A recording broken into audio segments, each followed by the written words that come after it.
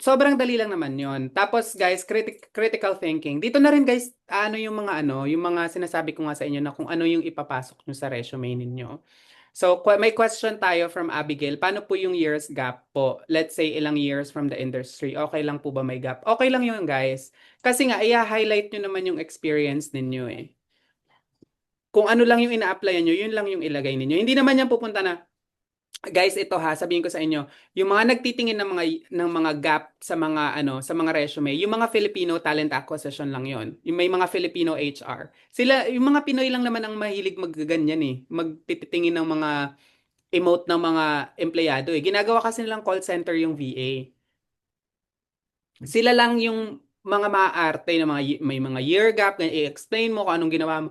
Guys, pag sa kliyente kayo nakipag-usap, may experience ka, sige, discuss mo nga to. Ganun lang. Sobrang bilis lang. Hindi katulad ng mga Filipino. Kasi may mga client din na meron silang mga talent acquisition na mga Pinoy. Yung mga Pinoy lang naman talaga yung maaarte. Yung tatanong ka ba, why should we hire you if you would sell a ball pen? Tangina nyo, di ba? Hindi naman ballpen yung bebenta ko dito, property. Ba't tatanungin mo kung magbebenta ako ng ballpen?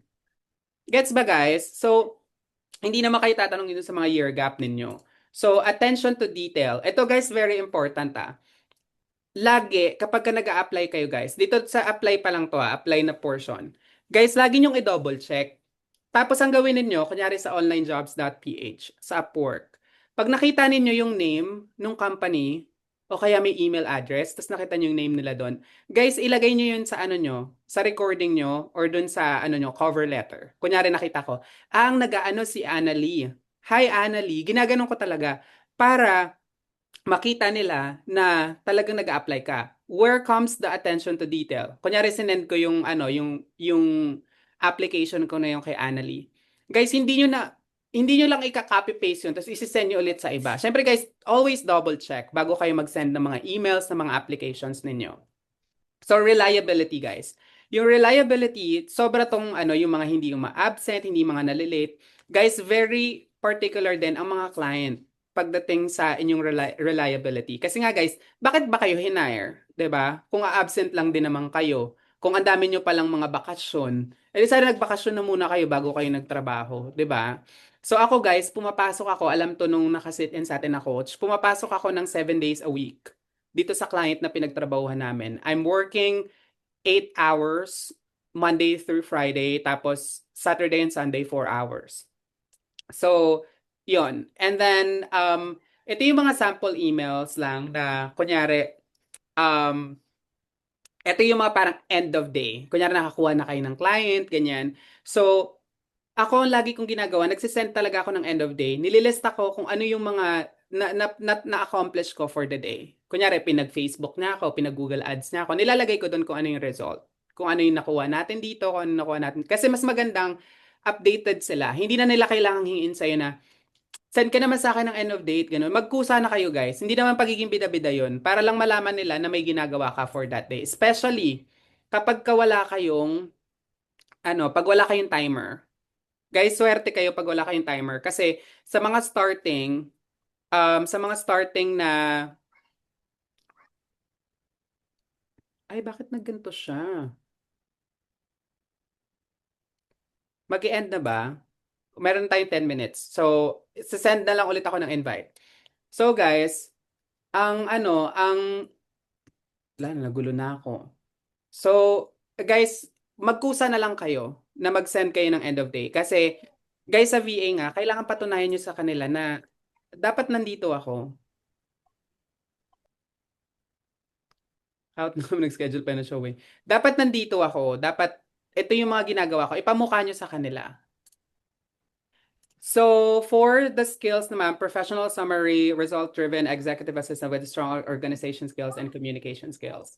So, yung mga skills din ng mga gusto maging executive assistant dyan, syempre yung Google Workspace, kung minsan kasi nag-MS Office pa rin, pero pag marunong ka naman mag-Google Suite, yun na rin yun. Tapos minsan may pagka Canva, guys, edit-edit lang yun sa Canva. Syempre guys, ChatGPT. So, ako guys, may mga tasks ako na hindi ko talaga alam, tapos sina-chat GPT ko na lang. Tapos pinapa-double check ko sa kanya, ganito ba yun? Ganito ba yung gusto mong mangyari? Most of the time, tama naman si chat GPT. So may mga free naman yan guys. May free yan na subscription kay ChatGPT. So, kunyari guys, mag-aano tayo ha, mag-a-apply tayo ng inyong mga sa client na nakita ninyo sa online jobs. So sa online jobs guys, walang bayad doon. Basta gumawa kayo ng account, ipa-verify nyo yung account. So, guys, ba mag-a-apply kayo, I would say, eto ha, para mabilisan lang kayo makakuha ng kliyente. I would say, resume, kung wala kayong voice recording, mag-video recording kayo. Or, I mean, kung wala kayong video recording ng introduction ninyo, mag-send kayo ng voice recording. Bakit resume at voice recording or video recording lang? Kasi guys, again, busy nga tong mga to. Pag nakita nila yon, dapat guys, pasabog na agad kayo. Paano kayo magiging pasabog pagdating sa mga introduction ninyo? Katulad lang din nung kanina, pag nakita niyo yung pangalan nila, kunyari, si Rachel. Let's say Rachel ang pangalan nung nag-post nung job description. Tapos nakita niyo sa job description ay admin assistant. Ako guys, ginagawa ko talaga. Pag nag-voice recording ako or nag-video introduction ako, binabanggit ko yung pangalan nila. Kunyari, "Hi Rachel." Ganun talaga ako guys. Tapos nagpo-pause pa ako para alam nila na, ay, nabasa niya nga yung job description. Kasi guys, aware din naman tong mga client na to na nag-i-spam lang din yung mga Pinoy. Yung send lang ng send ng resume kung kani-kanino. Tapos makikita mo, experience nila hindi naman nakaayos, ganun. So guys, make sure din na dapat talaga pa nag-a-apply kayo, alam ninyo yung a-applyan ninyo. Kung hindi nyo man alam, at least kahit papano, na-research man ninyo ng kahit konti. Kasi guys, tama naman na the many, kung mas marami kang papasahan, mas marami ka talagang makukuhang result back. Pero guys, i-compare nyo yon sa marami kayong pinasahan, tapos kompleto yung resume nyo, nakaayos, tapos dun sa voice recording nyo or video introduction, kapag kaswak yun sa banga, ano yung difference nun? Na marami lang kayong in-spam dun sa mga intentionaling pinagpasahan ninyo. You can get the same number of applications, pero you cannot get the same result. Kasi nga guys, ito, naka-intentionally, dito kayo nag-a-apply para sa trabaho na to. So, yun guys. Gusto nyo ba na ito yung mga list ng mga kung saan kayo pwedeng mag-apply? Onlinejobs.ph, Upwork. Guys, mind you, kung nag-start pa lang kayo, online jobs muna kayo para hindi kayo gumastos ng Connects. Kasi sa Upwork, may bayad ang Connects. Actually, this month, nakaka $60 na ako sa Connects kasi hinahanapan ko ng trabaho yung kapatid ko. So, ganun siya kamahal. So, mahal talaga siya mag-apply. Ang dami doon guys, meron pang magbibid kayo, ganyan. Kung gusto niyo talaga yung trabaho, magbibid kayo ng Connects, ganun. Syempre guys, may bayad yon. Yung walang bayad, onlinejobs.ph. Yung mga nag-start pa lang at gustong maging virtual assistant, kung gusto niyo lang mag-practice ng pag-apply, gawin nyo lang yun guys. Be intentional pagdating sa resume. Gumawa kayo ng mga voice recording and also video recording na related dun sa ina-applyan ninyo. Guys, wag kayong gumamit ng mga generic na mga voice recording at video recording. Kailangan lagi nyo itatak sa isip nyo, pag in-applyan ko tong trabaho na to, dapat intentional ako sa applyan ko. Dapat customized, personalized dun sa ina-applyan ko. Guys, it would just take you like few minutes of your time kung meron ka ng template sa Canva, tapos meron kang cellphone. Ang ginagawa ko ganun, may cellphone, may Canva, ang gagawin ko, i-feed ko lang yung chat GPT ko para sa job description na yon, tapos papagawin ko siya ng script. So magre-record ako ng boses ko. Tapos, ayusin ko na rin yung resume ko, tapos isi-send ko lang. Guys, the difference would just be 5 minutes, pero the higher naman yung chance na ma-hire kayo para dun sa job na yon. So, meron ding LinkedIn, pero guys, wala kasi akong LinkedIn.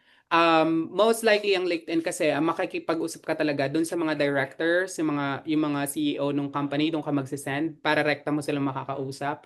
JobStreet, meron din sa Indeed website, and meron din sa Facebook groups.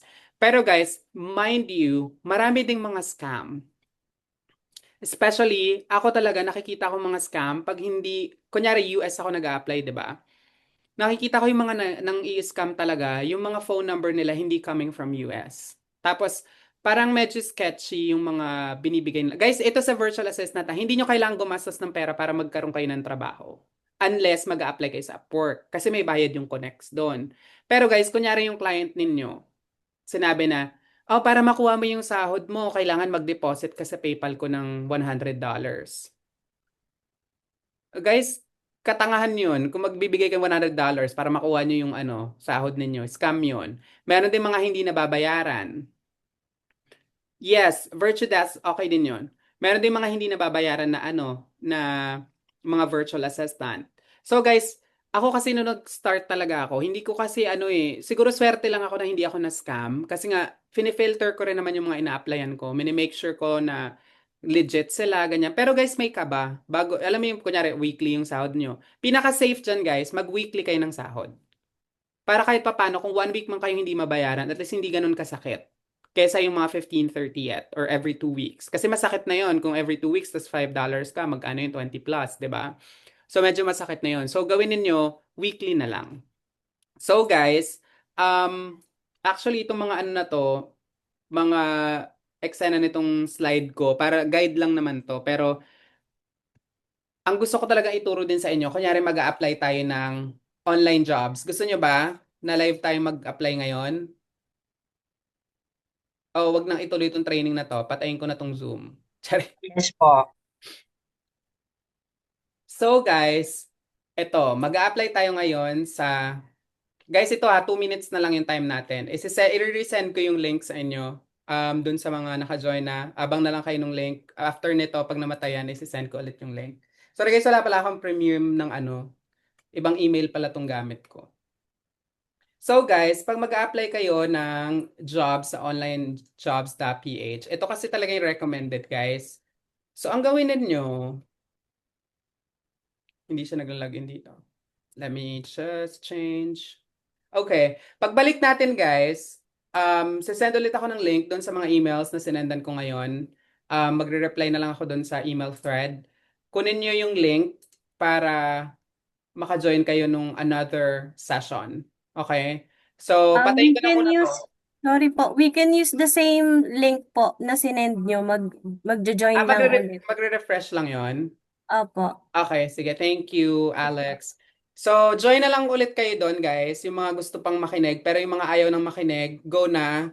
Hindi ko kayo pinipilit. Charing. So, yun guys. Rejoin na lang tayo dito sa same link.